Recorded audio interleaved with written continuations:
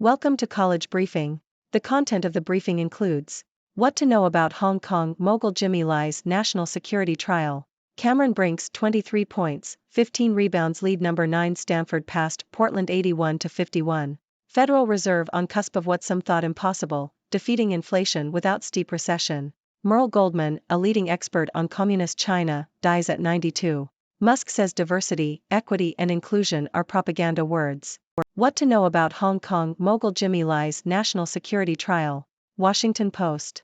Hong Kong media mogul Jimmy Lai will on Monday appear in court for a long-awaited trial that is emblematic of Beijing's efforts to silence critics after the pro-democracy protests of 2019. Lai, the 76-year-old former publisher of the once popular but now closed newspaper Apple Daily, has been imprisoned for more than 3 years.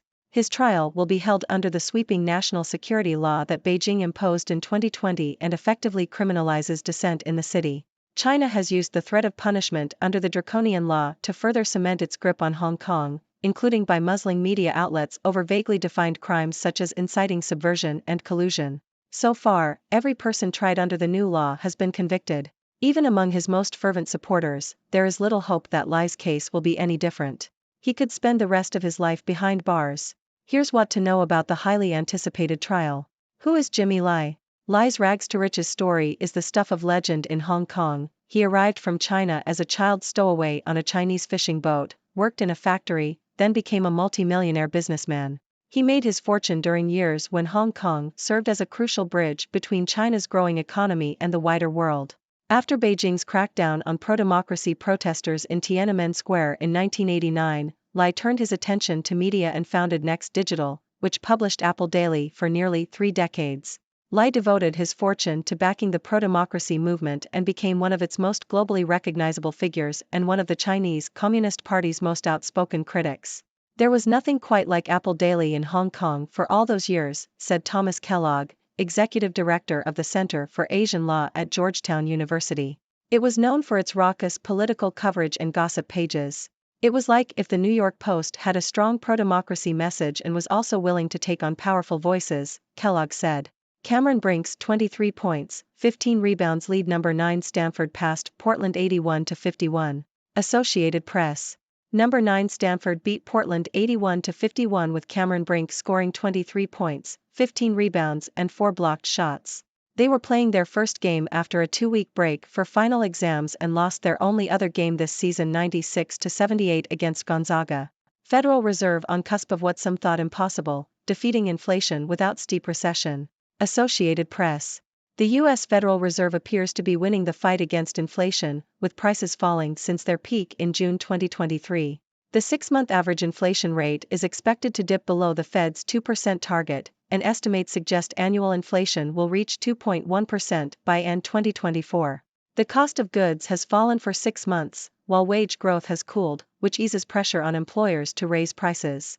The European Central Bank and Bank of England have kept their benchmark interest rates unchanged, with inflation moderating in both the UK and the Eurozone. Fed Chair Jerome Powell said the central bank wants more evidence of falling inflation before it is confident it is heading back to the 2% target. However, some economists believe inflation is nearly back under control after a 2-year period of hardship. Merle Goldman, a leading expert on communist China, dies at 92. New York Times. Merle Goldman, the American sinologist and China scholar who was one of the first academics to expose China's autocratic government and became a vocal critic of the regime, has died at the age of 92.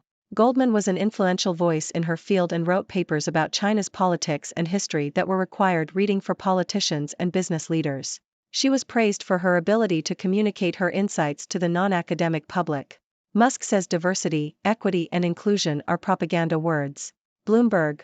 Elon Musk, CEO of Tesla, has criticized diversity, equity, and inclusion, DEI, as propaganda words on the social media platform X.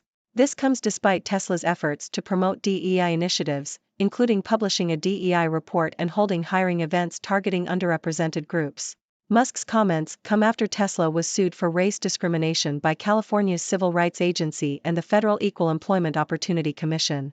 Tesla has emphasized the importance of inclusion and encourages employees to join employee resource groups that focus on creating a strong community experience within the company. Why volunteers are breathing in polluted air. BBC.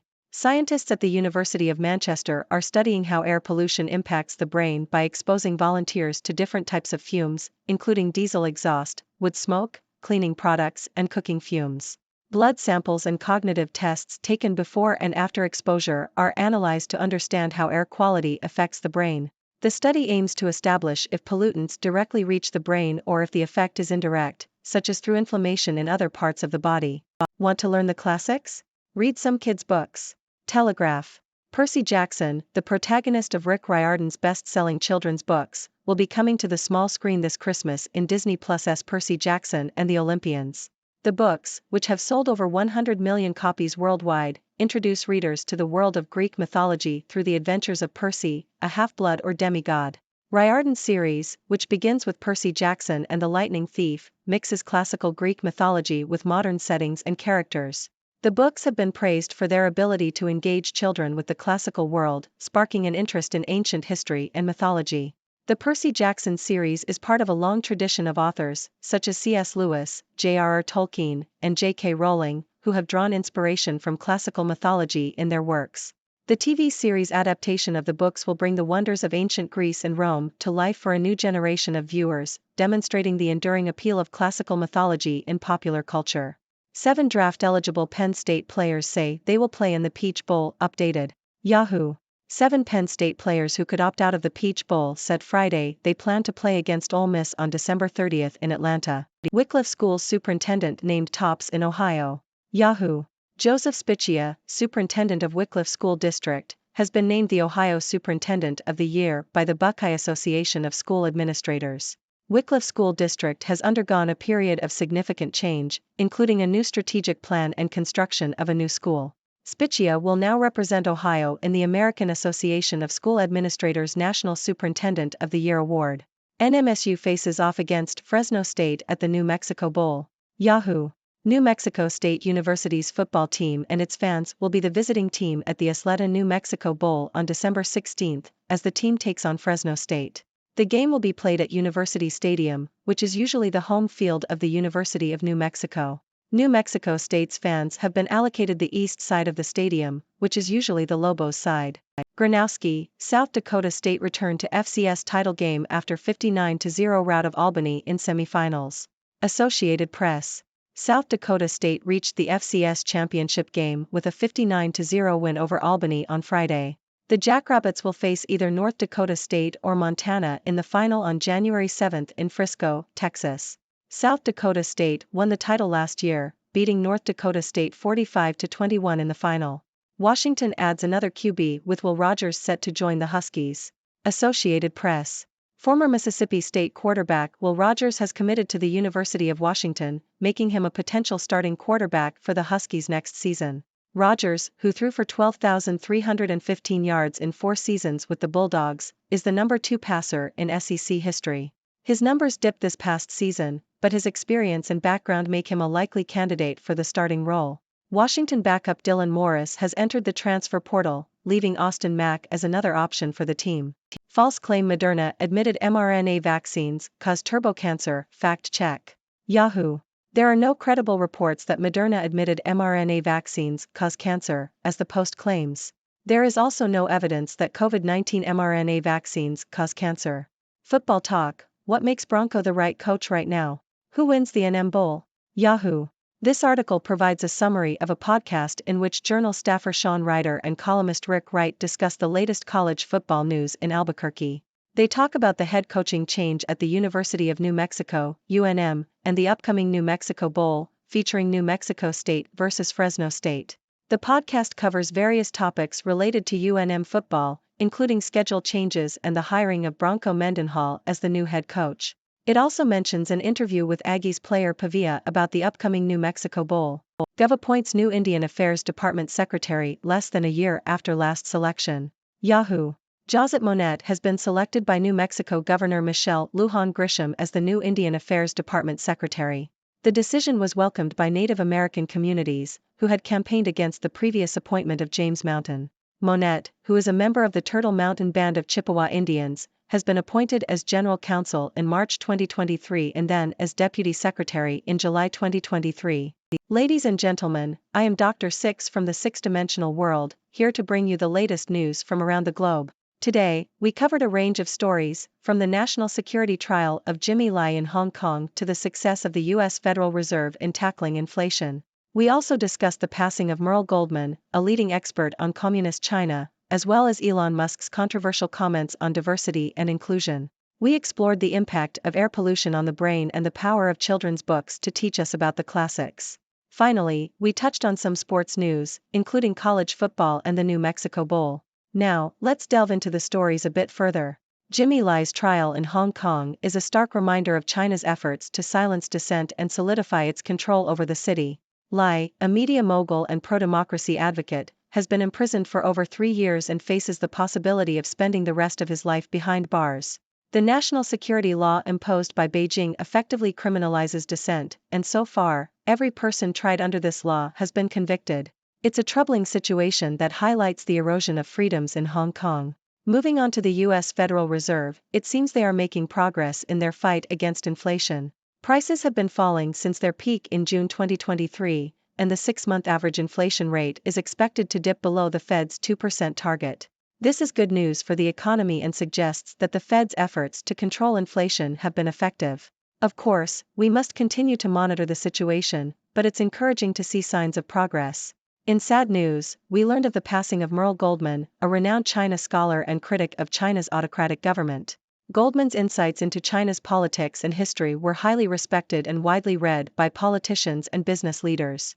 She was a strong voice in exposing the realities of China's regime and will be greatly missed. On a different note, Elon Musk's comments on diversity, equity, and inclusion have raised eyebrows. Despite Tesla's efforts to promote DEI initiatives, Musk referred to these concepts as propaganda words. This contradiction has caused some confusion and criticism. It's a reminder that actions speak louder than words, and companies must strive for genuine inclusivity rather than paying lip service to it. In other news, scientists in Manchester are studying how air pollution affects the brain by exposing volunteers to various types of fumes. This research will help us better understand the impact of air quality on our cognitive health. It's a fascinating study that could have significant implications for public health and environmental policy. We also explored the power of children's books to teach us about the classics. The Percy Jackson series, which combines Greek mythology with modern settings and characters, has captivated readers and sparked an interest in ancient history and mythology.